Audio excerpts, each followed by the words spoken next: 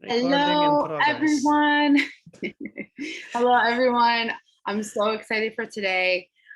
We have a special human that's going to give you some wisdom, drop some gems, and you're really going to learn so much from this person. I'm so excited for this interview.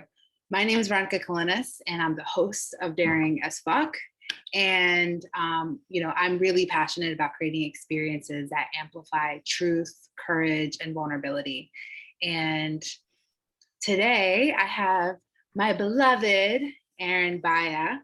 And I am so excited to have him here because just quick story. I remember last year and I was going through, I shared a little bit about this in another interview on the summit, but last year I had a big ego death. I was going through like one of the hardest times of my life. And I remember going online and seeing Aren, he posted a talk that he did. And he talked about his life and the challenges that he had and the shit that he went through and the bullshit that was just coming up in his life. And he still prevailed. He still created a business. He still lived his life by being him, even though he fucked up, even though he made mistakes, even though, shit crumbled in the past. And I was so inspired by that. Like I reached out to him and I just said, thank you for making that video and sharing it because it really helped me have a better day. So today he's going to share a little bit about his story, who he is. I'm gonna give him some space finally, but I'm just so excited to have him. He's going to talk about his story, and he's going to show you how to make an impact by doing what you love and how to build a business so that you can do anything that you want in the world. So, Aren, do you want to share a little bit? Anything that I missed? I can share, but thank you for having me. Yeah. And yeah. So, I mean, I grew up in Vancouver, Canada, and in a rough side of the neighborhood or rough side of the city. And it was cool in my area to get involved in organized crime and drug dealing and all sorts of bad things. And I was good at doing bad things until bad things got good at ruining my life. And I was going to be going into, I had a couple options ahead of me that were looking very promising. There was death by overdose or gunshot or jail. And none of those looked too promising. None of those looked too happy and go lucky. And I decided to actually do something about it because I really realized I was painting myself into a corner, and I saw without purpose and doing something I believed in and I loved, I was miserable. And I think a lot of people can connect to that. You don't have to be a drug addicted drug dealer to realize if you're not following a path that you're excited about, that you feel you're helping people, that you're actually doing something that matters, you'll be miserable. You'll hate going to work. And I hated what I did because I wasn't utilizing the talents and potential that I truly have. And I could feel it. So I was numbing myself out with all sorts of opiates and, drugs and alcohol and crazy things happening in my life. So I pulled an eat, pray, love. I went to Bali. And before that, I did a bunch of plant medicine and, did this whole spiritual awakening, ego death type of situation. And I rocked up in Bali and I took a year off. I just needed to actually find myself, as cliche as that sounds. And so what I did was, as much soul searching as I humanly could, all the meditation retreats, all the yoga, all the, self-work, personal development courses and classes. And I did all sorts of weird shit that the guys in my old neighborhood would have kicked my ass for. I'm talking super fluffy spiritual things. And I did it all. And it was beautiful. It was a really expansive time in my life. But then there came a time to, okay, buddy, what are you going to do for money? What are you going to do for the rest of your life? How are you going to make an impact in this world? Because that's what I promised I would do, because I got out of the dope game and I got a second chance at life. So in a airplane toilet bathroom, I promised that I was going to make something out of myself and I was going to be doing good in this world. So I thought about that and I wanted to put together something that I loved doing, something that was going to create impact. And I wanted to do something called seva, which is a Punjabi word, a Hindi word, Sanskrit word for selfless giving. And I knew that was a big part of my roots and my culture. And I needed to actually fulfill that because that was something that I recognized in my lineage and traditions, because I didn't grow up with a very Indian household. So I loved tattoos. I knew that. Okay, tattoos, great. But I don't tattoo. I suck at art. You don't want a tattoo from me. People now want me to tattoo them, and I'm like, no, you don't. I promise, I don't tattoo. I'll fuck that tattoo up. And but I started getting tattoos when I was out in Bali, and I leveraged my networking and connectability skills to meet people who are great tattoo artists, and I was the bridge to people who wanted tattoos. I was good at marketing. I was a connector. I was always a connector. That was something that was good, makes you a good drug dealer. So my first business, well, my second business in Bali was Conscious Arts Tattoo Shop. And the thing that I want to talk about is that you can develop a business, and a successful business at that, through self-inquiry. Meditation is what happened. I went to a meditation retreat. I thought about, what do I want to do in life? How do I want to help people? Secondly is really developing that idea into what does the market want? How is it going to be different? Do I have the talent, or can I leverage people I know to put that together? And that's it. That's exactly what it was. Is you can leverage building a business from being a connector and actually not doing anything other than putting the puzzle pieces together and helping run the machine, but not actually doing any of the labor. And I think that's something a lot of people are worried about. Oh, wait, I don't actually do something. It's like, don't worry about it. You can do lots. It just means leveraging natural skills and other people's skills, because there's stuff that other people aren't good at, especially creatives. I love working with creatives because they do all the stuff that I can't do, but structure and systems and marketing and stuff like this is usually not a creative's forte. They hate that stuff. They don't want to deal with spreadsheets or stuff like that. Neither do I, but I'm good at finding people to do spreadsheets. So this is something that I want to talk about, is you can create freedom in your life and you can be a leader. And what it takes is a few core things. That's what we can jam about. I love it. When was a time when you had to be really brave? Leaving the dope game. Holy shit. Leaving the dope game. And not just because like, oh, I was scared guys were going to shoot me. No, everyone was happy I left. I gave them all more money to make. So I just gave up my whole network. I want nothing to do with this anymore. I never want to make a cent again that wouldn't make my mom proud. That was like my rule. And so I gave up all my networks. Everyone was like, cool, come back anytime you want. We'll front you a bird. I'm like, thanks, I'm good. And I went to, and for anybody listening, a bird is a kilo of cocaine. Sorry. I put a little, like, a bird is a kilo of cocaine, like a little text box. So hood translations. So so so Congratulations. hood Have translations. any more of So them? Just keep dropping them. yeah. And so I wanted to move out and be somebody new. And this is what took guts for me, because I developed a persona back in Vancouver. I was a dude there. I was a certain guy who did certain things, who had a certain network, who rolled with certain guys, who had a certain level of power and influence. That clout and leaving this idea of who I am. It doesn't matter if you're right now, have an idea that you might not have had that sort of set of clout around you, but you have a perspective or an idea of who you are in life. And to leave that and what you're comfortable with to go and be something new, that takes guts, because it's the fear, it's the unknown. Who are you going to be if you're not you? Who are you going to be if I'm not Aren anymore and I got to go be this new guy? Like, well, who do I be? What do I do? It's scary. And once you get over that fear and you see actually that is power, you have the power of choice. And so taking that risk on myself is like, fuck it, I'm going to find out who I'm going to be. And the beautiful thing of that is I got choice to be who I wanted to be. So being brave and taking that risk and leaving all the Vancouver stuff behind and all that income and all my network and all the power and all the people and all this shit, and just going be alone in Bali. I moved by myself. I had no network, and building it by myself, I learned that bravery brings rewards, and actually taking a risk on yourself is a choice to a new life. And that was like the golden lesson out of all that for me. I get to pick who I wanted to be. I love that. Yeah, I love what you said about choosing to leave something that, even though it made you a lot of money and it was something you were used to, you took the risk of leaving it all and doing something that you've never done before. And the reason why I created the summit is because I want people who have natural gifts like you. You're naturally a connector. Who would have known that you could make money being a connector? You can make money by simply being yourself, right? So I never knew that. Like that's also one of my gifts, is I'm a connector.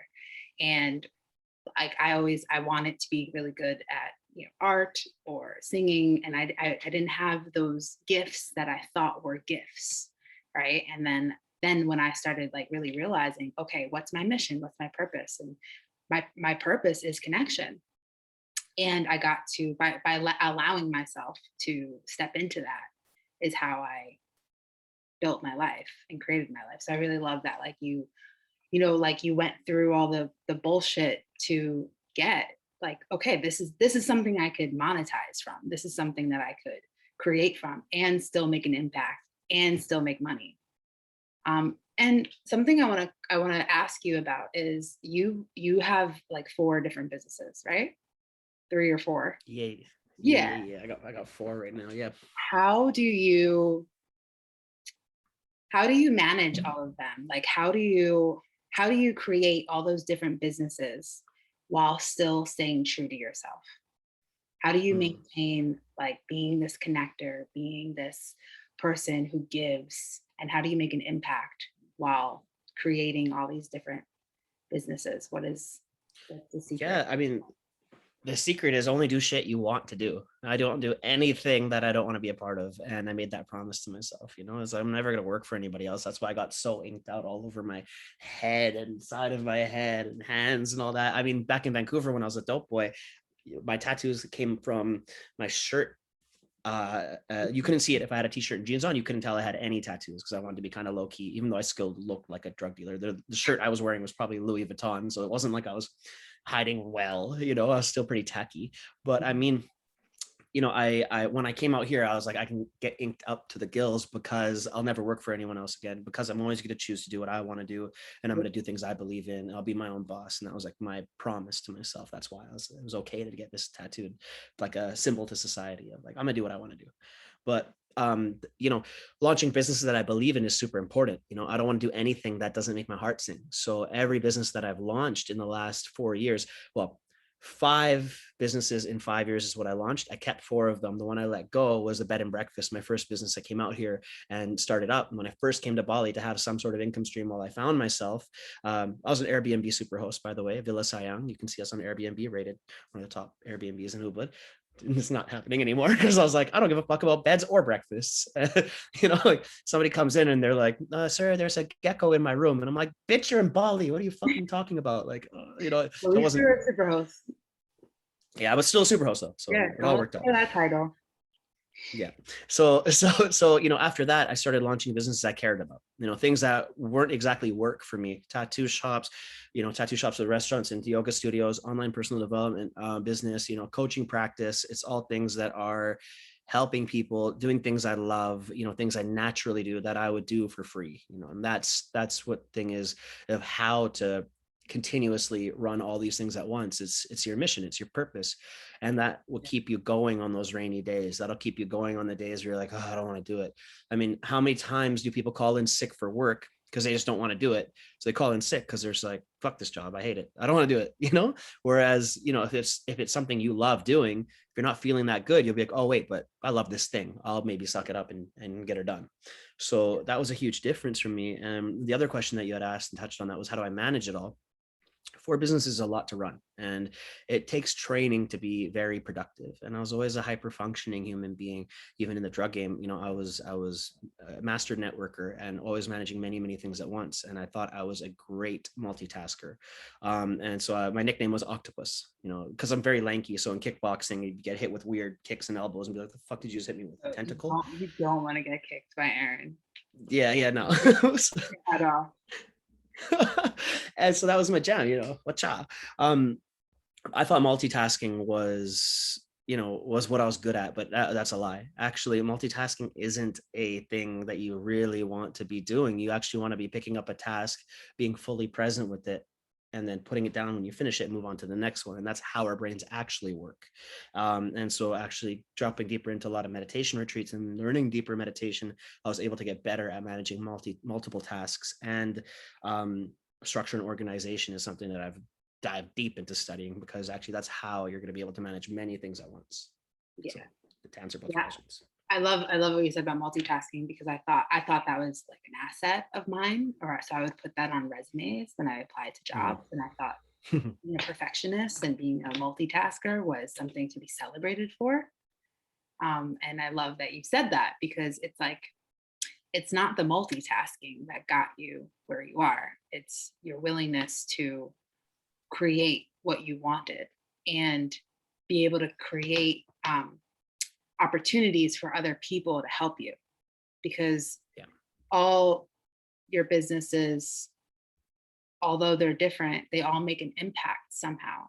You know, whether like so Aaron has two tattoo shops and he has Balinese people working for them, or he has his team and he has, so he's making an impact and he's serving people.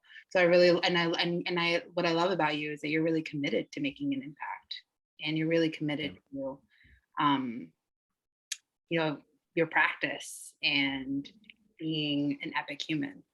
So Yeah. Thank you. I yeah. mean, it goes deeper than that with the two shops because, you know, I wanted to do something that really mattered. So with Conscious Arts Tattoo Shop, the first one, we found a school for mentally disabled Balinese children. And we've been doing that since we opened.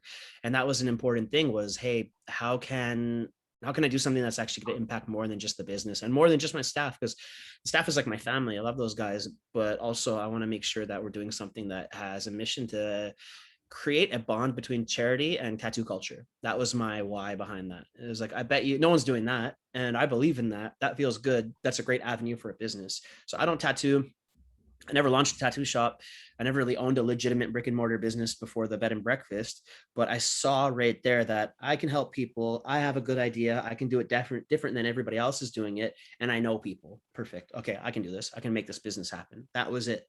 And that's actually how you can start a business and then just research along the way. And I figured out along the way, the only way you're going to learn how to swim is in the water.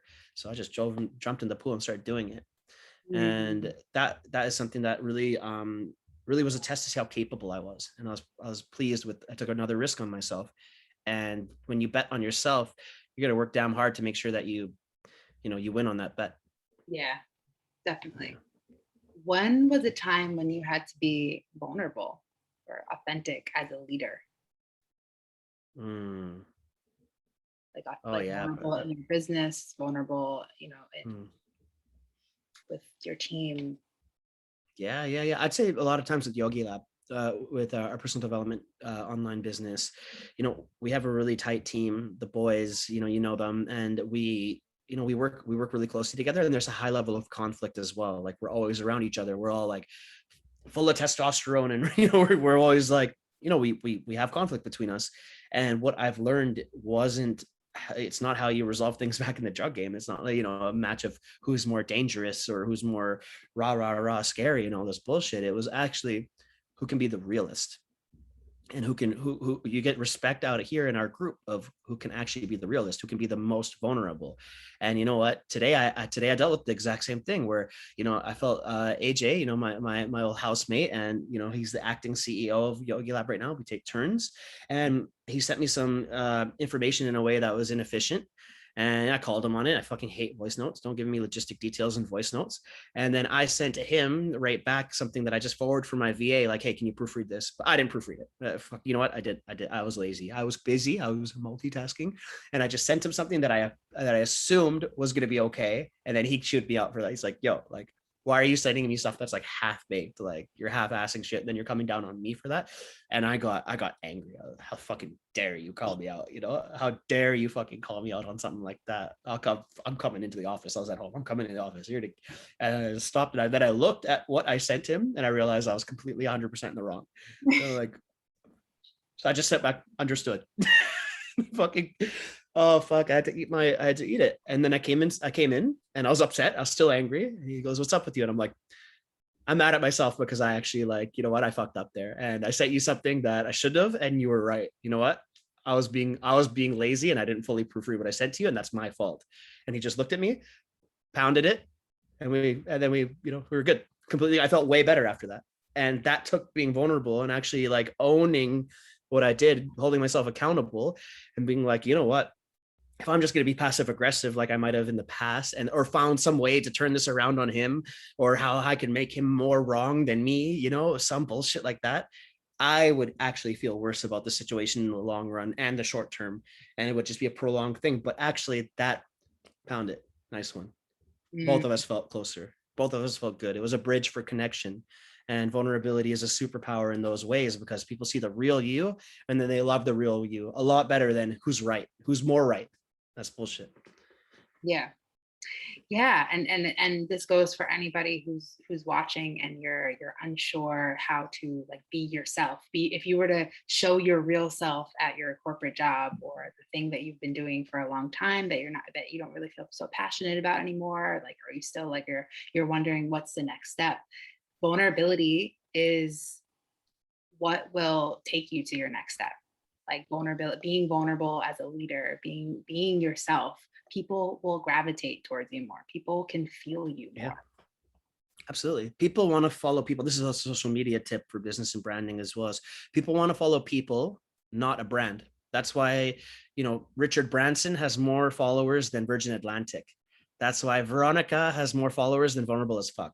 That's why Aren has more followers than Karma House or Conscious Arts. Yogi Lab has more. We put paid ads. That's why there's more in those things because people want to follow the person. They want the story of the person. We're sharing vulnerably and authentically. This is our life. This is what we're doing. We post about when shit's not so sweet or when shit's awesome, rather than just business, business, business, business, advertisement, buy our shit. It's a different vibe, and people want to see a vulnerable person, the real person. So if you're looking at building a business and it's just you or it's your brand, or say it's a corporate business with many people involved in it, reflect that in your personal account as well. And especially if it's a business of just you, just use your personal account and pump that, because it's going to get more traction than just your actual business account. Where Right. Vulnerable as Fuck, the page is great because you can just have the message and the teachings on there, or information about what the next event is going at, but you're always going to have more followers than that page, Right. without a doubt. Yeah. Right. Because you're being you.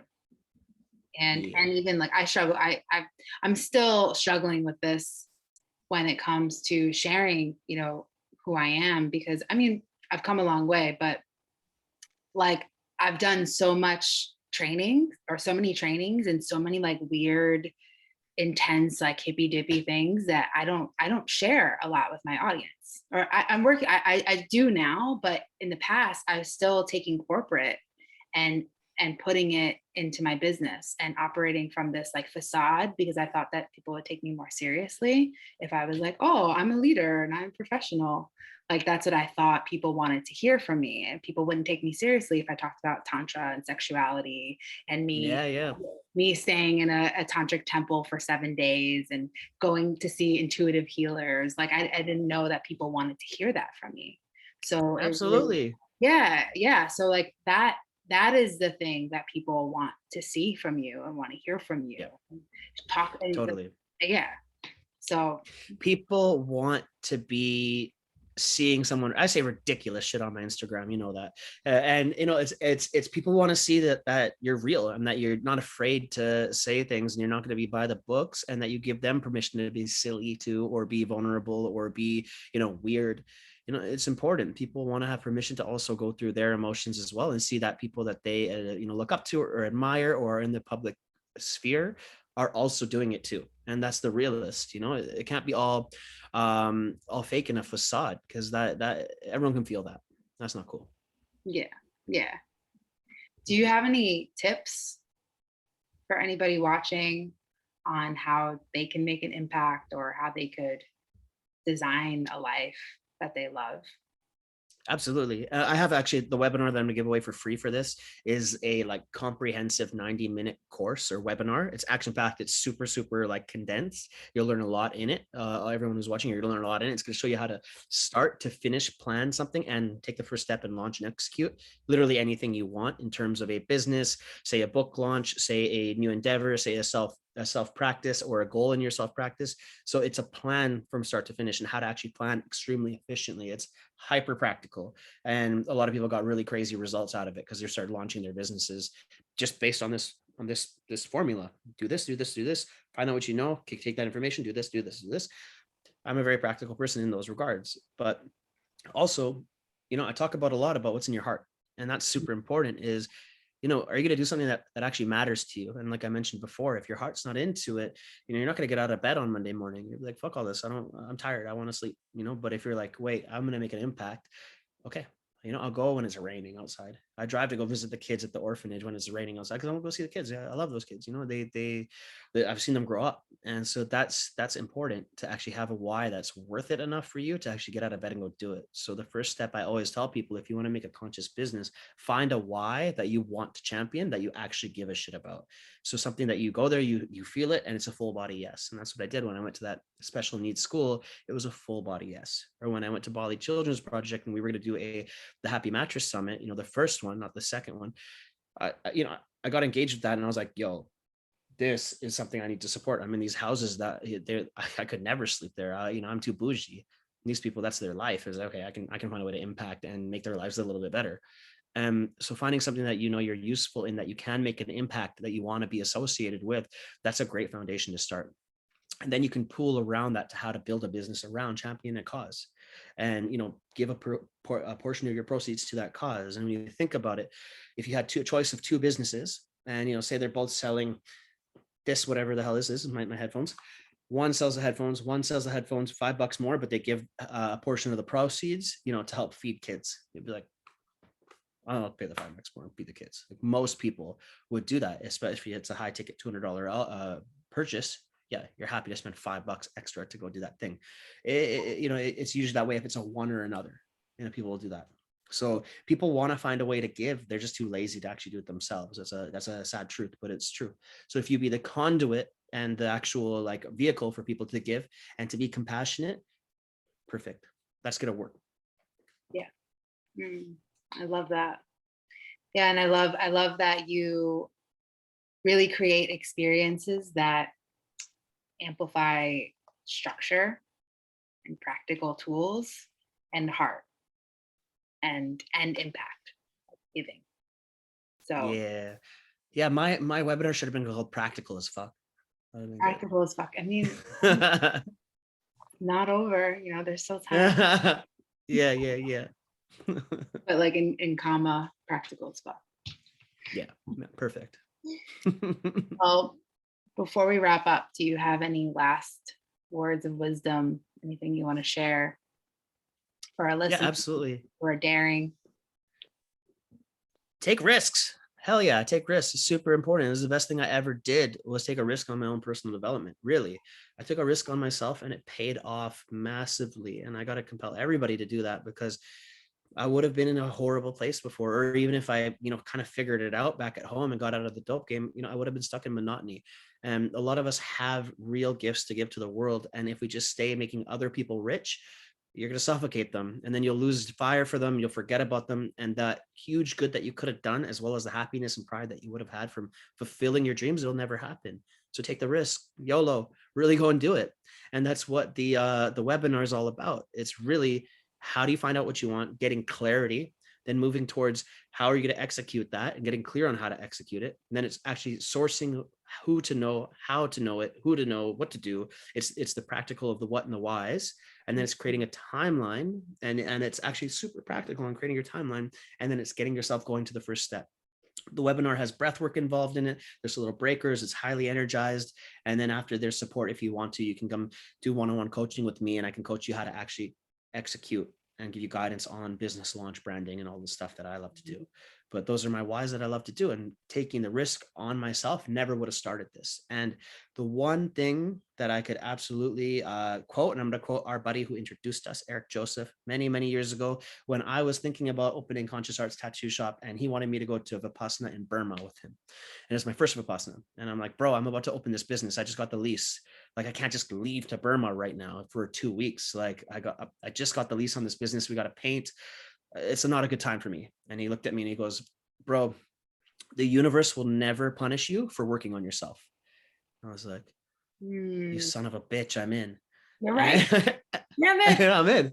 You son of a bitch, I'm in. And I was on a plane to Burma 2 days later, and I meditated super deeply. And if I never would have done that Vipassana meditation retreat, we shot a little documentary over there. It was fun. Then I came back to Bali and I had done my first Vipassana. It was cool. I was in a new state to launch and open that business. All the problems that were coming my way, I was super meditative, all good. Yeah, that's great. But what that unlocked for me was, I was in a hot tub on my birthday, not so long after that, here in Uluwatu at Yoga Searcher.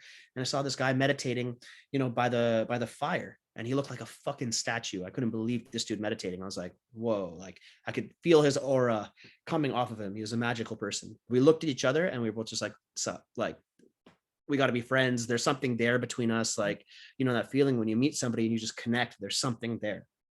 So then when he came into the hot tub, and I'm like, hey, bro, you look like you really know how to meditate.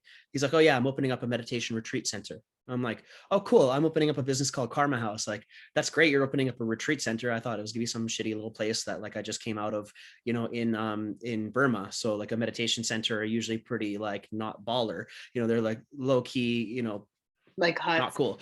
Yeah. Like huts, you know, and I'm building this epic worldwide business that's going to be like game changer. So my ego is here, you know, I didn't meditate enough clearly.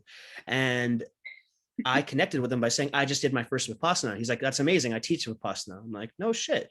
How many have you done? He's like, 30. I'm like, damn, son. I'm like, okay. Hey, can you teach me meditation? He's like, yeah, of course. Like, I'm like, I'm opening business in Ubud. He's like, good. I'm trying to connect with more people who are opening businesses. I'll come up to Ubud and hang out with you.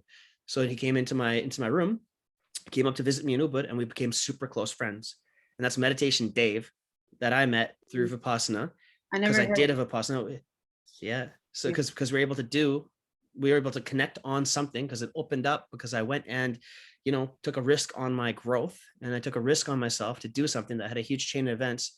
Fast forward 4 years later, we've got 3 businesses together, and now we're launching, you know, we got Yogi Lab, we're partners in Karma House. We got a property development company that we're building, and we're going to be changing Uluwatu into the health and wellness and business capital of Bali and Southeast Asia. We got plans, we're doing stuff. And that came from a decision that was way down the line, that I never would have seen these possibilities open. So my closing advice in a very long-winded way to all of you would be, take a motherfucking risk, because you're going to see good things happen that you wouldn't have see good things happen that you couldn't imagine happen to you. There's chain events, and your actions will bring in positive consequences if you risk them on your development and doing good things. The universe will reward you. Yeah, the universe will always support you, whatever you believe in. If it's universe, spirit, something, you will always be supported when you take a chance and take a risk towards something that's greater than you. Absolutely. The reptilian people have been so good to me. Thank you so much, reptilian overlords, for all of the gifts and blessings that you have put upon me and made me this powerful. Okay, I can't. I'm sorry. sorry, everyone watching. I'm fucking ridiculous. My bad. Thank you, reptilian overlords. Oh my gosh. Yeah, I just did that on your webinar. I'm sorry, babe. All right. People need it, you know, like whoever needed the reptilian people at that moment will be grateful. All right. Yeah. All right, my love. Thank you so much. Thank you for sharing your wisdom, your tools, your practical as fuck webinar that I am definitely excited to hear about who takes it and the results that you get. Please, Yeah. when you watch this interview, please feel free to message Aren and myself and let us know what you got from this interview, what you're doing, what risk you're going to take on, what gifts did you discover newly about yourself. Let us know. We want to hear from you. Aren's really good with getting back to people. Just don't message me just hey, and no context. That pisses me off so much. But just, you know, tell me you did the webinar, and I promise I'll get back to you. And I'll add in right now, if you do this. Leave an emoji. Sorry? Leave an emoji. Yeah, leave an emoji. Please leave an emoji. That's important. That's an inside joke between us. So If you watch this, feel free to DM me. Tell me what you want to take a risk on, and I'll lay out a real quick action plan for you. I'm happy to do that for free, and let me know how it goes. So shoot me a message. That's Ink, Pray, Love, by the way. Like Eat, Pray, Love. I am that cheesy. Yes, that movie changed my life. Julia Roberts, you're my girl. Thank you. Love you.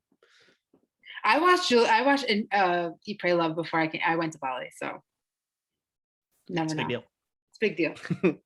Yeah. All right, loves. Thank you. Thank you, Aren. Thank you. Bye.